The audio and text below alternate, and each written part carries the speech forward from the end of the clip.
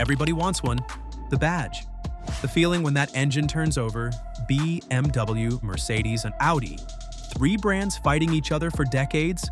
Three armies of loyal owners who will argue past midnight about which one is actually better.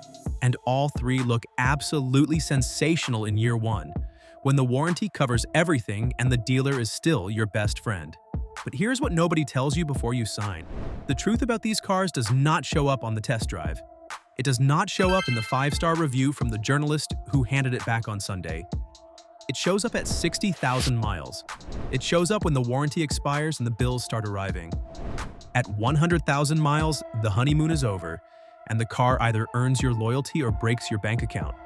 Those outcomes are very different depending on which badge you chose. What the data actually says. Before we get into the specific cars and their specific failure points, we need to establish what the independent research actually shows, because most people buying into these brands are working off reputation and desire rather than numbers, and the numbers tell a story that will genuinely surprise most of their owners. Every year, J.D. Power publishes two essential automotive studies. The initial quality study captures problems in the first 90 days of ownership. The vehicle dependability study is far more relevant to this conversation. It measures real-world problems reported by owners after 3 years of actual driving. Lower scores are better. The metric is problems per 100 vehicles, or PP100. Think of it as for every 100 cars of that brand out in the real world, how many problems are owners reporting? In the 2025 J.D. Power Vehicle Dependability Study, 3 full years of real owner experience, the results were stark. BMW scored 189 problems per 100 vehicles. That is better than the industry average of 202. Mercedes scored 243. Audi scored 273. Let those numbers land. BMW scored 189 and Audi scored 273. That is a gap of 84 problems per 100 vehicles between the best and worst of what are supposedly 3 comparable luxury brands. And for full context, Lexus scored 140 in the same study. That single number tells you exactly where the bar sits when a manufacturer makes long-term reliability its primary engineering obsession rather than its marketing story. Consumer Reports' 2026 brand report card confirmed the same hierarchy. BMW ranked 5th overall across all car brands in America. Mercedes ranked 19th. Audi placed last among rank-eligible brands in the entire study. That is the kind of result that Audi's marketing department would prefer you to skip past. But it cannot be ignored. These are not fringe studies or niche publications. They are the most comprehensive owner-reported reliability datasets published anywhere in the automotive world, running across hundreds of thousands of vehicles and survey responses. Both surveys agree on the same order. That consistency matters enormously, but brand-level reliability data is only the beginning. What these cars actually fail at specifically, at which mileage, and what it costs when they do, that is the real education. The engines, what powers them and what breaks. Start under the bonnet because the engine is the heart of any car at high mileage. Get this right and you can absorb almost everything else. Get it wrong and nothing else matters. BMW's current generation of petrol inline-6 engines, the B58 family, has built a genuine reputation for mechanical durability that goes well beyond manufacturer claims. The B58 powers the 3 Series M340i, the 5 Series 540i, the X5, X-Drive 40i, and multiple other models across the BMW lineup. Here is the clearest endorsement possible. Toyota, the world's most reliability-obsessed manufacturer, evaluated this engine for the GR Supra and chose it. Toyota put their own name on a BMW engine. That should tell you something. The B58 features a closed-deck block, forged crankshaft and connecting rods, and was specifically engineered to address the known weaknesses of its N55 predecessor: cooling issues, oil leaks, pump failures. Owners regularly report 150,000 to 200,000 miles on original internal hardware with disciplined maintenance. Carbon buildup on the intake valves is the most frequently mentioned complaint at higher mileage, and it is worth knowing that carbon buildup is a symptom of direct fuel injection, an issue common to all 3 brands in this comparison, not a BMW-specific flaw. Mercedes' engine story is more complicated, and the generational divide is essential before buying any used example. Their M276 V6 petrol, which powered the E-Class W212, GLE, and wide range of mid-tier models through the mid-2000s, developed a documented reputation for oil leaks at the timing covers, camshaft adjuster failures, and most expensively, oil seeping into camshaft position sensors that would travel through the wiring harness and contaminate electronic control units. A mechanical problem becoming a catastrophic electrical bill. Mercedes replaced the M276 with the M256 inline 6 from 2017 onward.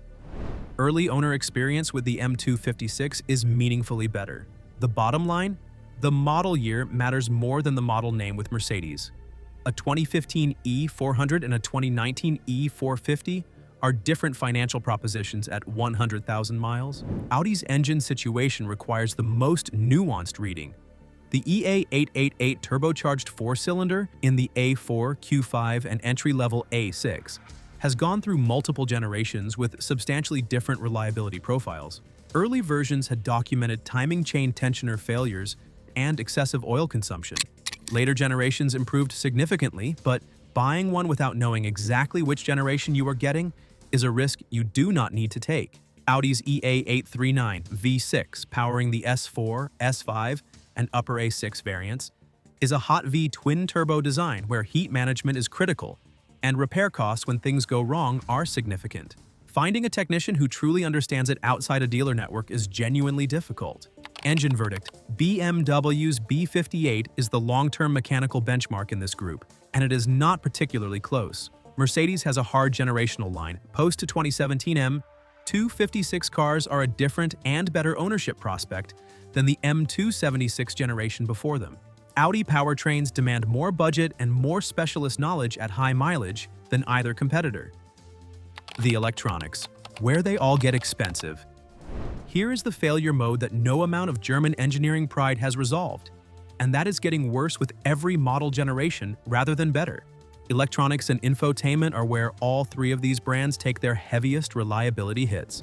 J.D. Power identified infotainment and in-car electronics as the single most problematic category across the entire automotive industry in their most recent study, recording 56.7 problems per 100 vehicles in that category alone. And premium brands who are implementing more complex technology faster than any other segment are suffering disproportionately. The ambition of BMW, Mercedes, and Audi in the tech space is a meaningful part of why they all trail Lexus so significantly in long-term reliability data. BMW's iDrive system deserves genuine credit. The physical rotary dial controller, which BMW has been refining for over 2 decades, builds real muscle memory in a way that touchscreen-only systems cannot replicate. Drivers can adjust climate, navigation, and audio without extended eye contact with the screen. That is not just a usability advantage. It is a reliability advantage because a system with fewer touch input requirements has fewer complex touch layer components to fail. iDrive 8, the current generation, has experienced some software instability after over-the-air updates, but BMW owners report fewer tech-related complaints in long-term ownership surveys than owners of either rival. The underlying architecture makes sense. Mercedes' MBUX is designed for visual spectacle and voice-forward interaction.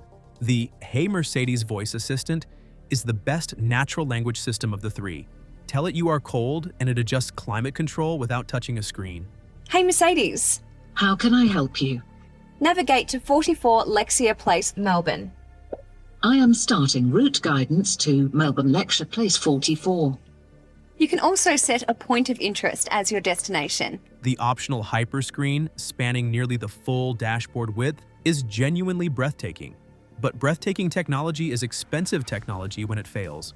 Owner complaints include touchscreen freezing after failed over-the-air updates, voice control dropping when the microphone module desyncs, and random restarts from processor memory overload. OTA updates, which are supposed to fix bugs wirelessly, have created new bugs in Mercedes and Audi vehicles more frequently than in BMWs. Audi's MMI system with the virtual cockpit digital instrument cluster remains one of the most impressive cockpit environments in any production car. The ability to display a full navigation map directly behind the steering wheel inside the driver's eye line is genuinely useful rather than gimmicky. The haptic feedback on Audi's dual-screen MMI setup provides a satisfying tactile response that pure glass touchscreens do not offer. But the dual-screen architecture means more eyes-off road time for common tasks compared to BMW's controller. And the software density creates compounding failure points at high mileage. Consumer Reports specifically identified Audi's Q4 e-tron as a problem model in 2026, flagging issues with climate systems, electrical accessories, and EV battery hardware. A clear signal that Audi's electrification ambitions are moving faster than their quality control infrastructure. Electronics verdict: BMW manages complexity better than either rival, and its physical controller philosophy ages more gracefully. Mercedes offers the best voice experience but pays a real reliability price for its visual ambition. Audi builds the most beautiful cockpits in the segment, and they cost the most to repair when the electronics develop opinions of their own. The money. What high-mileage ownership actually costs? Here is the number most buyers never calculate before purchase, and it is the number that matters most at 100,000 miles. The sticker price is the smallest financial commitment you make when you buy a German luxury car. The costs that follow over 10 years of ownership, maintenance, repairs, insurance on a vehicle with significant replacement part costs, can rival or exceed the original purchase price, depending on how the car is driven and maintained. RepairPal estimates annual maintenance and repair costs at $968 for BMW, $908 for Mercedes, and $987 for Audi. On annual averages, the three brands are close. The long-term picture is not. CarEdge places BMW's average 10-year maintenance cost at around $15,991, above the luxury industry average. The probability of a BMW requiring a major repair within 10 years is estimated at 47%, nearly a coin flip on a car that might cost $80,000 or more to buy. All three brands include complimentary maintenance. BMW Ultimate Care covers 3 years or 36,000 miles. Audi's Signature Care covers 3 years or 30,000 miles. And all three share the same 4-year, 50,000-mile warranty. The real cost gap opens after year 4. What nobody calculates at purchase is the specialist labor premium. A water pump on a B58 BMW at 60,000 to 80,000 miles is not a job for the nearest garage. Audi's DSG gearbox service is a 4-figure commitment at a proper specialist. Mercedes' 9-speed automatic has generated consistent owner complaints about behavior at higher mileage and requires dealer-level diagnostics. Every time you go beyond an oil change, you are paying for knowledge and equipment that basic workshops do not have. Cost verdict: all three are expensive. BMW carries the highest long-term major repair probability. Audi is marginally cheapest annually but expensive when complex components fail post-warranty. Mercedes sits between them, with your engine generation dramatically affecting the outcome. The driving experience: 3 completely different cars. This is the section where the three brands stop competing and start existing in entirely separate categories. BMW is the driver's car. This is not a marketing slogan. It is a consequence of engineering decisions going back to the brand's founding. Rear-wheel drive as default. A 50-50 weight distribution target chased through every platform decision. ZF automatic gearboxes that shift with mechanical precision that feels athletic rather than routine. The steering in a current 3 Series or 5 Series communicates with you. It tells you what the tires are doing and where the limits are. The M Division models, particularly the M3 and M5, remain genuine reference points for driver engagement in the executive segment. When you drive a BMW on a demanding road, it drives back. Mercedes has made a total commitment to the opposite philosophy. The job of a Mercedes is to insulate its occupants from the world outside as completely as engineering allows. The E-Class cabin is one of the genuine achievements in modern automotive comfort. Suspension calibrated to float over imperfections. Seats with more adjustment than most owners explore. The S-Class, which showcases every comfort technology before it reaches lesser models, offers ride quality and interior atmosphere that no BMW or Audi can match at equivalent price. If your driving is primarily motorway miles, urban commuting, and long-distance comfort runs, the Mercedes experience is more consistently pleasurable than either rival. Not because it is objectively the better car, but because it is perfectly optimized for exactly that use case. Audi positions itself between the two, and that is both its greatest commercial strength and its most honest description. Quattro all-wheel drive across nearly the entire range provides planted, confidence-inspiring traction that rear-wheel drive BMWs cannot match in rain or snow. The interiors are the most visually sophisticated of the three: materials, panel fit, and the virtual cockpit digital cluster, with navigation displayed directly in the driver's eye line, all consistently win comparison tests against both rivals. What Audi does not offer is BMW's driver engagement or Mercedes' comfort engineering. It is the most competent all-conditions daily car of the three. For most buyers covering significant annual mileage in variable weather, that turns out to be exactly what they needed. Depreciation, where the real money disappears. German luxury cars depreciate aggressively, all three. This is not brand-specific. It is the structural reality of the luxury car market, where aspirational new models constantly undercut the relevance of what came before. But within the group, the model-level differences matter more than the brand averages suggest. According to CarEdge data aggregating thousands of real transactions, average 5-year depreciation sits at approximately 47.7% for Audi, 49.9% for BMW, and 46.2% for Mercedes across all models. Mercedes marginally holds value best at the brand average, but the G-Class heavily distorts this number. The G-Class barely depreciates at all in most markets, commanding used premiums driven by extreme scarcity and global cult demand. Without the G-Class pulling the Mercedes average upward, the brand picture looks considerably more ordinary. BMW's strongest depreciation performers are its driver-focused coupes and M performance variants, where enthusiast demand keeps used pricing firm for longer than the sedans. The standard 3 Series and 5 Series lose value in line with equivalent Mercedes models. BMW's I-Series electric vehicles are showing faster depreciation than combustion equivalents, as the broader EV used market recalibrates from its initial pricing highs.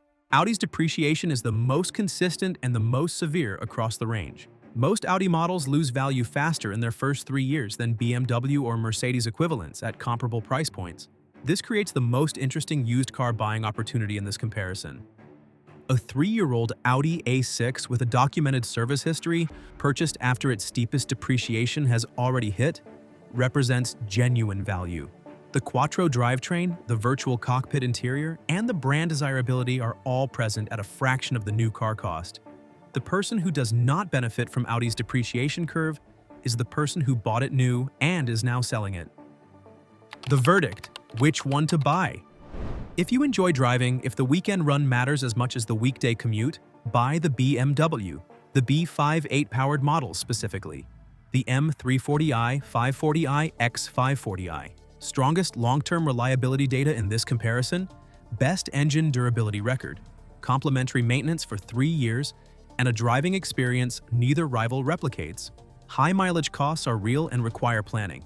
But for a buyer who maintains it and actually uses what it was built to deliver, the BMW earns that cost. If you are transported more than you drive, if comfort is the primary metric, buy the Mercedes. Target post-2017 models with the M256 engine and MBUX infotainment. The E-Class and S-Class deliver ride quality and cabin refinement that no BMW or Audi can match. Accept the weaker reliability data as a trade-off for an experience the others cannot replicate. If you need all-wheel drive year-round, covers serious annual mileage in mixed conditions, and want the best interior, buy a used Audi with a documented service history. 2 to 3 years old, after the steepest depreciation has cleared. The Quattro system, the virtual cockpit, and the build quality at used pricing make a case that the new car Audi purchase simply cannot. BMW wins the reliability argument. Mercedes wins the comfort argument. Audi wins the value at used price argument. Do your homework. Know your exact model. Know which engine is under that bonnet and when it was built. Because at 100,000 miles, the truth has nowhere left to hide. And that truth is this: every one of these three can be a great car. Every one of them can be an expensive mistake. The badge does not decide which one you get. Your research, your model year, and your maintenance discipline do. Get those right, and any of these three will give you something no mainstream car ever will. Get them wrong, and the badge on the boot lid will not save you. Which one have you owned at high mileage? Tell us in the comments below.